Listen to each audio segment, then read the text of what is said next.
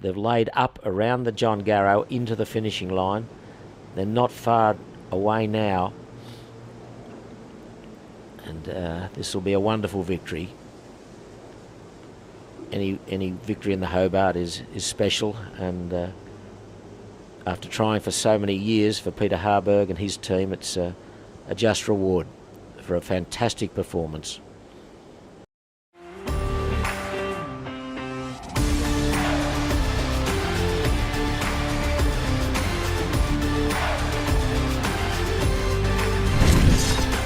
This is the Sailing World on Water, December 31st, 2021.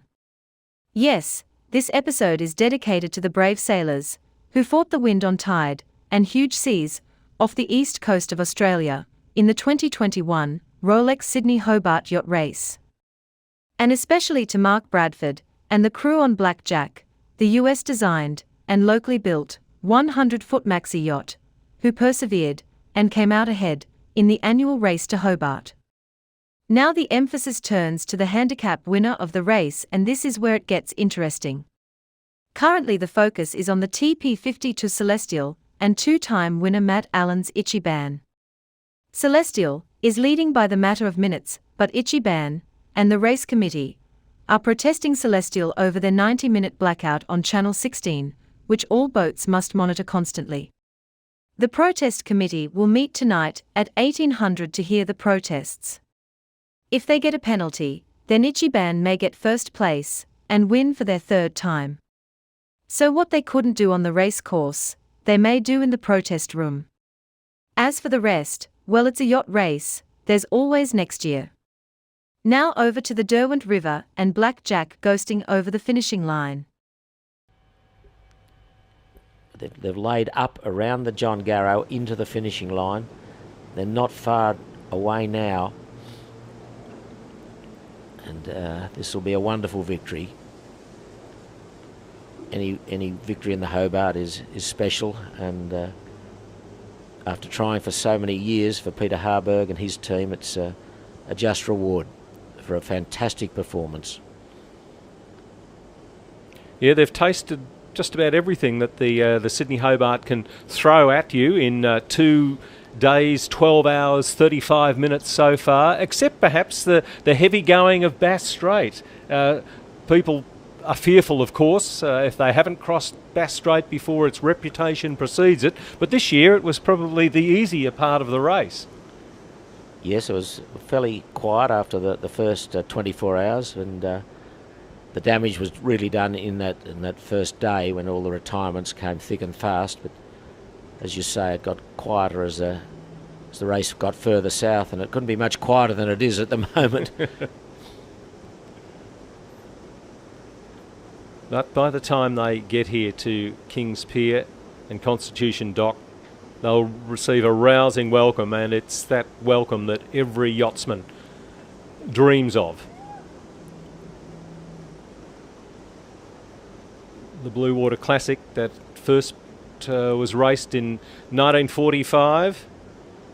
They couldn't have imagined, really, probably, that the race would still be going all these years ahead. And last year, when there was no race, would they possibly even get to the start line in 2021? There's been a hell of a lot of work done by the CYCA in Sydney and the RYCT down in Hobart, the two clubs who run this race, and Rolex, incredible supporters. And here we are, we're about to see line honours taken in the 2021 Rolex Sydney Hobart. Celebrations about to erupt on board BlackJack. The checkered flag is not too far away. There might even be some shaking of hands. I think they're there, nearly have crossed. Yes, yeah, there's cheering from outside. Yeah, they've done it. The checkered flag has finally dropped for BlackJack. Peter Harburg's 100-footer from Queensland and Monaco, and they are the winners. They've taken the Illingworth Trophy. Line honours in the Sydney Hobart goes to BlackJack. Full marks to them. What a magnificent effort to get through the rough stuff and then get through the calms and just drift across the finishing line. fabulous effort, a wonderful reward to this crew who tried so hard for a number of years to take the prize, and now it's theirs. The Illingworth Cup becomes Peter Harburg's for 12 months and maybe longer, who knows, if he comes back next year to defend the Line Honours title. But fantastic performance by these 17 crew members, very happy there, hugging each other. There's Mark Bradford, the skipper there, Adam Beashel there. They'll be absolutely delighted. Unofficial race time of 2 days, 12 hours, 37 minutes. We'll get the official time shortly, but that's roughly how long it's taken them this year. For these 100-foot monsters, that is slow going, but that won't mean a thing to those very excited yachtsmen. They've done it. Just shows the vagrancies of this race. I mean, the race record is 1 day, 9 hours. And here they are. Over a day slower than Comanche's race record. That's just what a difficult, tough race it is.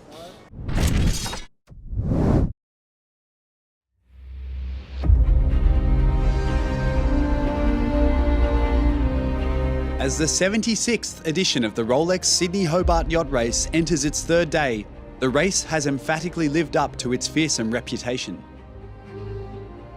A punishing first 48 hours has seen the fleet reduce from 88 starters down to 52. In the contest for line honours, a seesaw battle has played out, Connect and BlackJack trading the lead as they powered their way through the often violent conditions of the first night.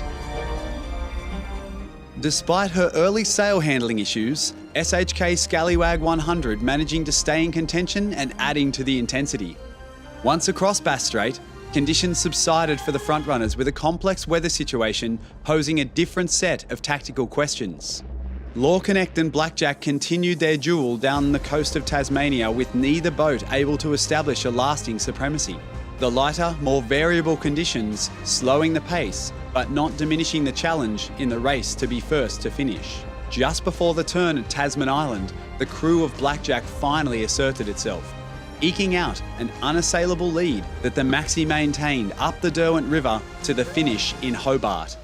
Skipper Mark Bradford and his crew crossed the finish line at 1:37:17 a.m, attributing the Line Honours win to the preparation and the teamwork of the BlackJack crew. This team's been together since 2008, and the last 5 years we've had this boat, and we've really modified the boat and pushed for a win here, and we've come up short a couple of times, but yeah, it just feels amazing to win. Back out on the racecourse, the elements have taken their toll, with 36 boats so far forced to retire, mostly with equipment issues. As those still racing encounter the changing conditions, there is little time to reflect on a bruising opening to the race. The competition for overall victory is far from over, and there is plenty of life left in the 2021 ROLEX Sydney Hobart Yacht Race.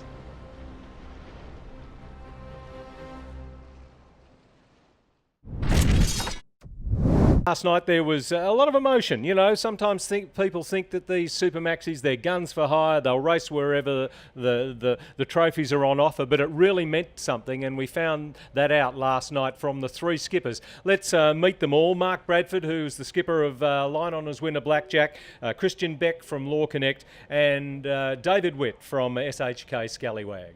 Oh, look, this is a team sport. Like all sports are team sports. People make sacrifices along the way for a victory.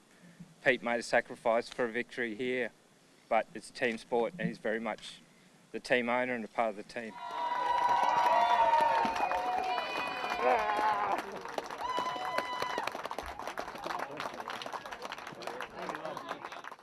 How does it feel?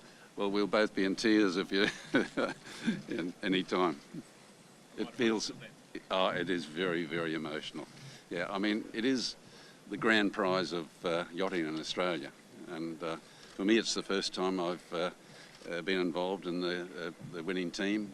For Mark, he's done it before, but yeah, very special. The only problem I think we had is our boat's too heavy for sustained light winds, and we had a whole day of light winds, and to come second in that is great, I think. So I think the crew did everything right, nothing broke. everything, nothing significant broke. Actually, a few little things broke, but nothing significant. And we had a good result considering the conditions. If those guys weren't there on this boat's sort of more difficult than most boats because it's so heavy and the sails are so big and the loads are much higher. So in those conditions, it's more important than ever. So they did a great job not to break anything and to get us in the position after the first night. I feel very happy that Peter Harburg won because he's had a lot of bad luck actually in sailing. So if anyone could win other than us, I'd choose him. So I'm glad they got that. We have a team ethos in SHKScallywag to endure, adapt, and hopefully excel. We didn't get the excel bit, but we certainly endured and adapted. And obviously, our sailing teams are known around the world for never giving up. We don't do that. So, any thought doesn't exist about pulling out, or it's just how we deal with the problem, the quickest way we can do it and fix it. And we had a lot of that to do. So that's why I'm really proud of the team. I mean, they're an awesome bunch of guys, and even the new guys. We've got guys here first timers, first Hobart race, and I think they get inspired by the rest of the blokes that nothing's ever too difficult, nothing's too hard, and we just get on with it. So we just need a bit of luck, mate. We put a lot of importance on how we act and how we look after each other and the sort of image we want to be as a team, regardless of the results. So we've had a lot of setbacks in the last 5 years, and some big ones and some little ones, but as a group we handle it really well. So, in saying that, we haven't got a result. We just got to keep having a go, and hopefully one day we'll get a result, mate. Yeah, super proud, super surprised, but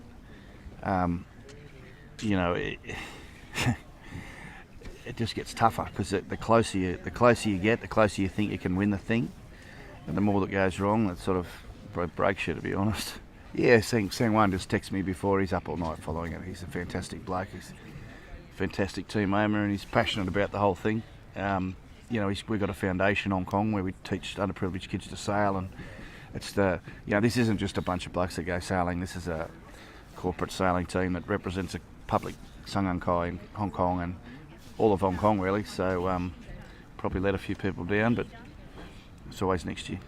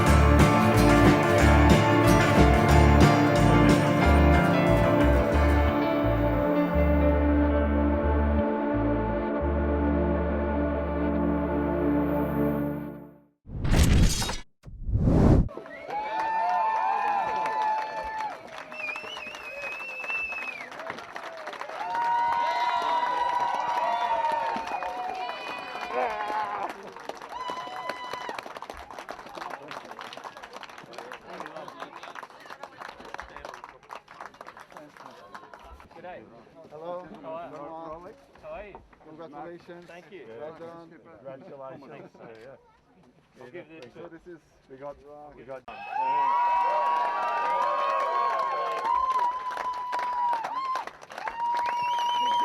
I'll take it. Yeah, go again.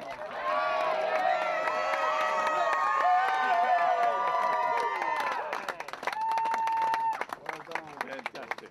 We'll let them. Give it.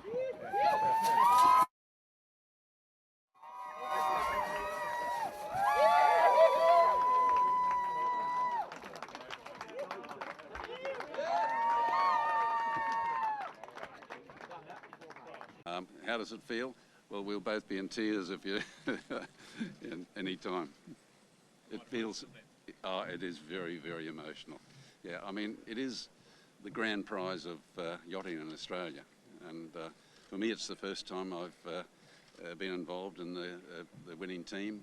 For Mark, he's done it before, but yeah, very special. Oh, look, this is a team sport. Like all sports are team sports. People make sacrifices along the way for a victory. Pete made a sacrifice for a victory here, but it's a team sport, and he's very much the team owner and a part of the team. Congratulations to BlackJack on line honours. What a tremendous achievement, and one that can only be achieved through enormous commitment, hard work leading up to and of course during the race. Would you put your hands together, please, for the skipper of BlackJack, Mark Bradford.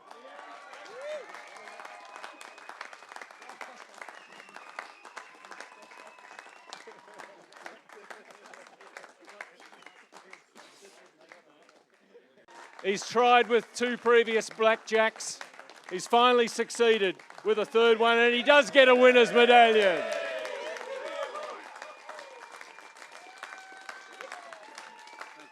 Thank you very much, and thank you CYCA and ROLEX for doing this event, an incredible event.